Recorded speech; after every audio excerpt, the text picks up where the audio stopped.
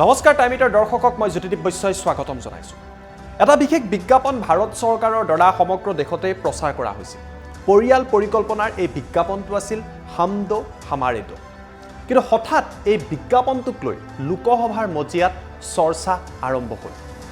কংগ্ৰেছৰ নেতা ৰাহুল গান্ধীয়ে আজি লোকসভাৰ মজিয়াত মোদী চৰকাৰক সমালোচনা কৰিবলৈ গৈ কিয় ক'লে হাম দো হামাৰে দো। क्यूट से चेहरे थे, सुंदर सुंदर चेहरे, मोटे मोटे चेहरे, हम दो हमारे दो। सालों पहले फैमिली प्लानिंग का एक नारा था, आपको याद होगा, हम दो हमारे दो। जैसे कोरोना दूसरे रूप में आता है, वैसे ही ये नारा दूसरे रूप में आया है। লোকসভাৰ মজিয়াত ৰাহুল গান্ধীয়ে ভাষণ দি আছিল।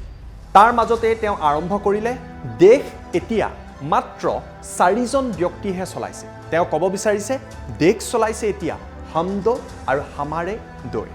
आज इस देश को 4 लोग चलाते हैं, हम दो हमारे दो।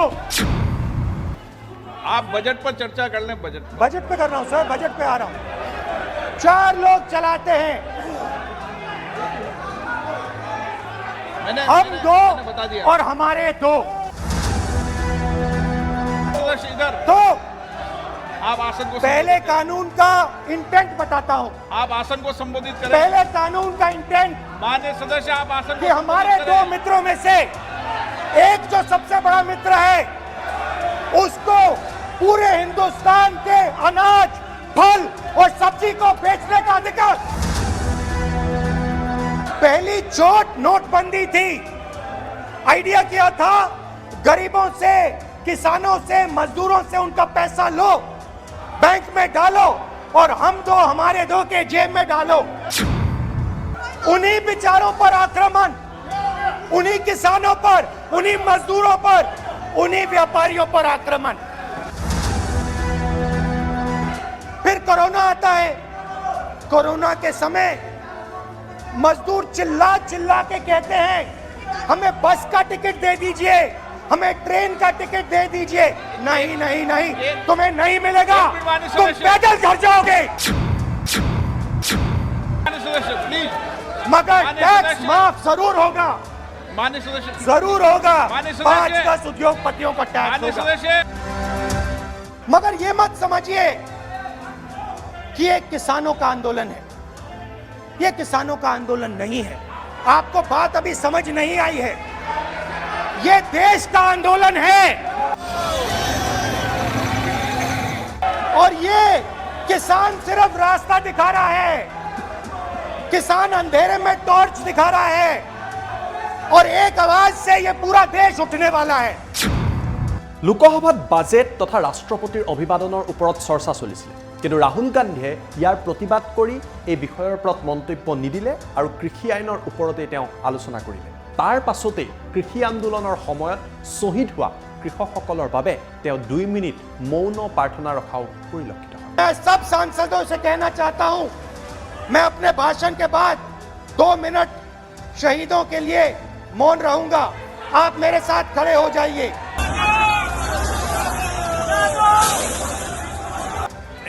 एक मिनट। माननीय धन्यवाद। कल प्रधानमंत्री जी ने अपने भाषण में विपक्ष के बारे में बोला था कि विपक्ष आंदोलन की बात कर रहा है, मगर जो कृषि कानून है उनके कंटेंट के बारे में और उनके इंटेंट के बारे में विपक्ष नहीं बोल रहा है। तो मैंने सोचा आज प्रधानमंत्री जी को खुश करें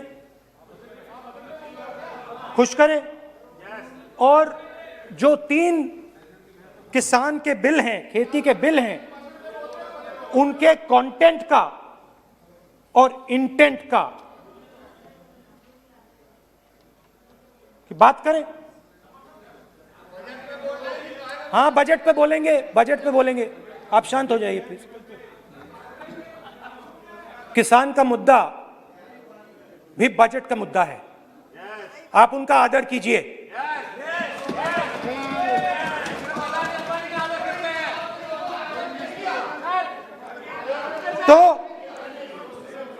तो बात है कि इन तीन कानूनों का कंटेंट और इंटेंट क्या है। तो पहले कानून का कंटेंट, कोई भी व्यक्ति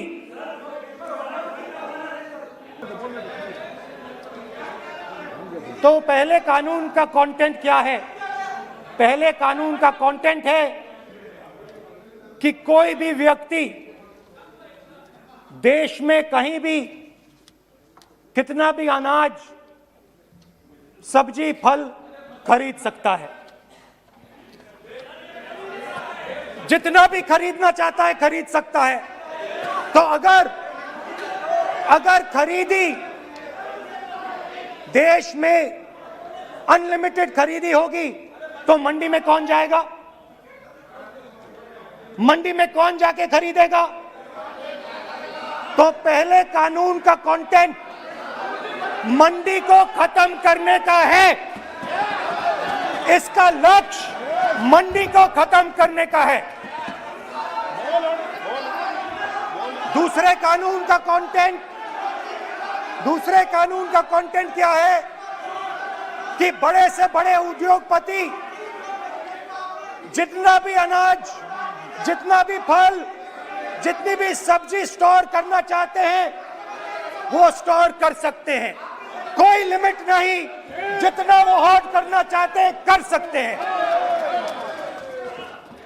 दूसरे कानून का कंटेंट एसेंशियल कमोडिटीज एक्ट को खत्म करने का। दूसरे कानून का कंटेंट जमाखोरी को अनलिमिटेड तरीके से हिंदुस्तान में चालू करने का। अब तीसरा भी कानून है। तीसरा कानून का कंटेंट जब एक किसान हिंदुस्तान के सबसे बड़े उद्योगपति के सामने जाकर अपने अनाज के लिए, अपनी सब्जी के लिए, अपने फल के लिए सही दाम मांगे तो उसे अदालत में नहीं जाने दिया जाएगा। तीसरे कानून का कंटेंट आपको याद होगा,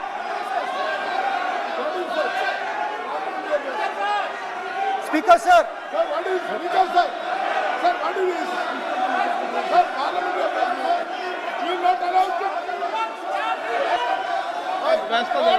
डरते क्यों? सुनो, तू हिलिया सब सुन अपने। स्पीकर सर, दादा स्पीकर सर, सालों पहले फैमिली प्लानिंग का एक नारा था, आपको याद होगा, हम दो हमारे दो। अब मैं इंटेंट की बात करता हूं, कानून के इंटेंट की बात। आज क्या हो रहा है? जैसे कोरोना दूसरे रूप में आता है वैसे ही ये नारा दूसरे रूप में आया है। आज इस देश को 4 लोग चलाते हैं। आप बजट पर चर्चा कर लें। बजट पे कर रहा हूं सर, बजट पे आ रहा हूं। 4 लोग चलाते हैं। हम दो बता दिया। और हमारे दो। जैसे उस टाइम नाम सब जानते हैं, नो, आप बोलो। आप डिस्टर्बेंस मत हम करिए। दो हमारे दो। ये किसकी सरकार है? हम दो हमारे दो की। माननीय सदस्य इधर। तो आप आसन को पहले संबोधित करें। कानून का इंटेंट बताता हूं। आप आसन को संबोधित करें। पहले कानून का इंटेंट माननीय सदस्य, आप आसन कि को हमारे संबोधित दो करें। मित्रों में से एक जो सबसे बड़ा मित्र है उसको पूरे हिंदुस्तान के अनाज, फल और सब्जी को बेचने का अधिकार। यह है पहले कानून का इंटेंट। नुकसान किसका होगा? नुकसान ठेले वालों का होगा, नुकसान छोटे व्यापारियों का होगा, नुकसान जो लोग मंडी में काम करते हैं लाखों लोग उनका होगा। अब चलिए दूसरे कानून की इंटेंट की बात करते हैं। दूसरा कानून का इंटेंट दूसरे मित्र की मदद करने का है। दूसरे मित्र को पूरे देश में अनाज, फल और सब्जी की स्टोरेज की मोनोपोली दी जा रही है। आज दूसरा मित्र 40% हिंदुस्तान का अनाज अपने साइलों में रखता है। ये कांग्रेस पार्टी की बैठक नहीं है, ये सदन है। और सब अगर बजट में साइलोज में रखेगा। ये सभा नहीं है। प्रधानमंत्री कहते हैं सर मैं अध्यक्ष जी आपको कहना चाहता हूँ, जब आपने बजट के लिए चर्चा के लिए पुकारा तो मैं बता रहा हूँ, एक मिनट बैठिए। माननीय सदस्य, आज बजट पर चर्चा है, मैं आग्रह करता हूँ। प्रधानमंत्री कहते हैं आप बजट पर ही कि अपनी मैंने बात करें। ऑप्शन दिया है। हाँ, आपने ऑप्शन दिया है, 3 ऑप्शन दिए हैं। पहला ऑप्शन भूख, दूसरा ऑप्शन बेरोजगारी, तीसरा ऑप्शन आत्महत्या। ये 3 ऑप्शन आपने दिए हैं। अब देखिए मामला क्या है। मामला यह है कि हिंदुस्तान का सबसे बड़ा बिजनेस, सबसे बड़ा व्यापार एग्रीकल्चर का है। अब बजट 40% आबादी इस पे जीती है, इससे जीती है। 40 लाख करोड़ रुपए का धंधा है। इसमें किसानों को फायदा मिलता है,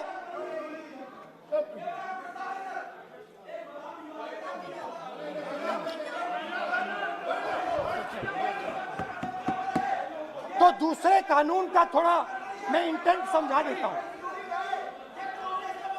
दूसरे कानून का इंटेंट है, पानी दो, पानी गिर जाएगा, पानी दो।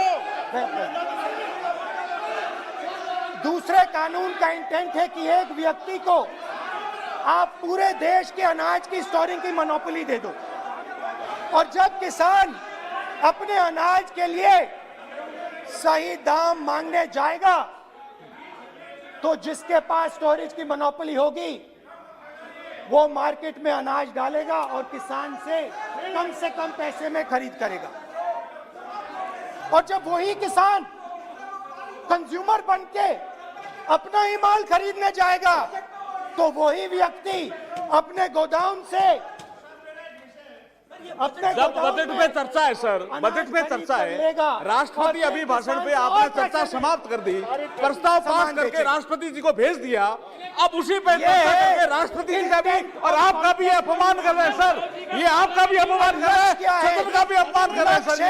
कि इस देश की जो रीढ़ की हड्डी है, किसान, मजदूर, छोटे दुकानदार, व्यापारी, उस रीढ़ की हड्डी को तोड़ के टुकड़े टुकड़े करके 2 मित्रों को दे दो। सर रूल 2 है, हम दो हमारे दो।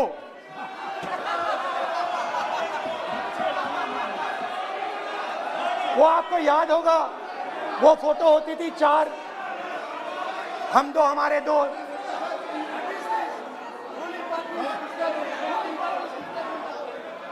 क्यूट से चेहरे थे, सुंदर सुंदर चेहरे, मोटे मोटे चेहरे, हम दो हमारे दो। खैर, इससे होगा क्या? जब ये कानून लागू होंगे तो जो इस देश के किसान हैं, इस देश के मजदूर हैं, छोटे व्यापारी हैं, इनका धंधा बंद हो जाएगा। इनमें से किसानों की खेत चली जाएगी, किसान को सही दाम नहीं मिलेगा, छोटे दुकानदारों की दुकान बंद हो जाएगी, और सिर्फ 2 लोग, हम दो और हमारे दो इस देश को चलाएंगे। हिंदुस्तान का फूड सिक्योरिटी का सिस्टम है वो नष्ट हो जाएगा, और पहली बार सालों बाद एक बार फिर पहली बार हिंदुस्तान के लोगों को भूख से मरना पड़ेगा। रूरल इकोनॉमी नष्ट हो जाएगी और ये देश रोजगार नहीं पैदा कर पाएगा। ये नई चीज नहीं है। ये आप मत सोचिए कि ये नया अटेम्प्ट है, पहला अटेम्प्ट है। ये पहला नहीं है। ये काम प्रधानमंत्री ने हम दो हमारे दो के लिए पहले नोटबंदी में शुरू किया था। पहली चोट नोटबंदी थी। आइडिया क्या था? गरीबों से, किसानों से, मजदूरों से उनका पैसा लो, बैंक में डालो और हम दो हमारे दो के जेब में डालो। स्मॉल मीडियम सेक्टर को खत्म कर दिया, किसानों को बर्बाद कर दिया। वहां नहीं रुके, फिर गए जीएसटी, गब्बर सिंह टैक्स,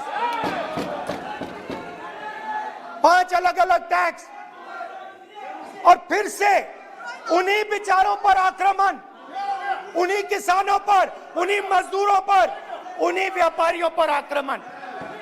फिर कोरोना आता है। कोरोना के समय मजदूर चिल्ला चिल्ला के कहते हैं हमें बस का टिकट दे दीजिए, हमें ट्रेन का टिकट दे दीजिए। नहीं नहीं नहीं, तुम्हें नहीं मिलेगा, तुम पैदल घर जाओगे। एक मिनट माननीय सदस्य प्लीज। मगर टैक्स माफ जरूर होगा, माननीय सदस्य जरूर होगा। माननीय सदस्य 5-10 उद्योगपतियों का टैक्स माननीय होगा। सदस्य तो पहले नोटबंदी, फिर जीएसटी, फिर कोरोना के समय उन्हीं 4-5-10 लोगों को पूरा का पूरा कर्जा माफ, 10 लाख करोड़ रुपए जो भी था कर्जा माफ। मगर ये मत समझिए कि ये किसानों का आंदोलन है। ये किसानों का आंदोलन नहीं है। आपको बात अभी समझ नहीं आई है। ये देश का आंदोलन है और ये किसान सिर्फ रास्ता दिखा रहा है। किसान अंधेरे में टॉर्च दिखा रहा है और एक आवाज से ये पूरा देश उठने वाला है। और ये याद रखिए, मैं कह रहा हूं, लिख के ले लीजिए। आप सोचते हो कि हिंदुस्तान के किसान को, मजदूर को, छोटे दुकानदार को अपने पैसे से, अपने धन से परे कर सकते हो। ये आप सोचते हो, आप ये सोचते हो। आप लिख के ले लो मुझसे, किसान 1 इंच पीछे नहीं हटने वाला है। किसान आपको हटा देगा, मजदूर आपको हटा देगा, छोटा दुकानदार आपको हटा देगा, मगर वो पीछे 1 इंच नहीं हटने वाला। आपको कानून वापस लेना ही पड़ेगा। अब बात करते हैं बजट की। जब बजट पर बातचीत करने की बात उठी थी, प्रेसिडेंट एड्रेस पे बात करने की बात उठी थी, तो हमने कहा था, विपक्ष ने कहा था, हमें किसानों के आदर करने के लिए किसानों के सब्जेक्ट पे अकेला बोलने दीजिए। एक साथ हम सब मिलकर किसानों के मुद्दे पे बोलेंगे।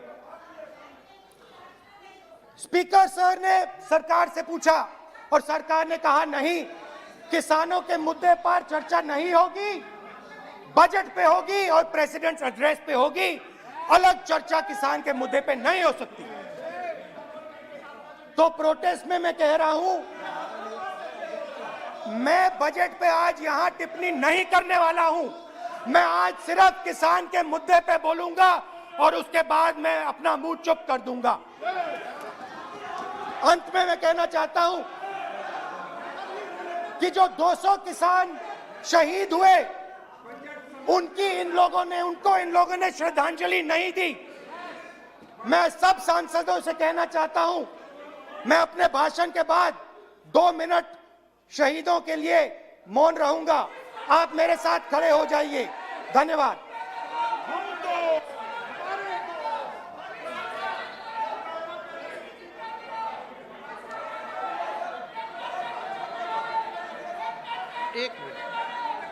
एक मिनट, आप बैठो। एक मिनट। माननीय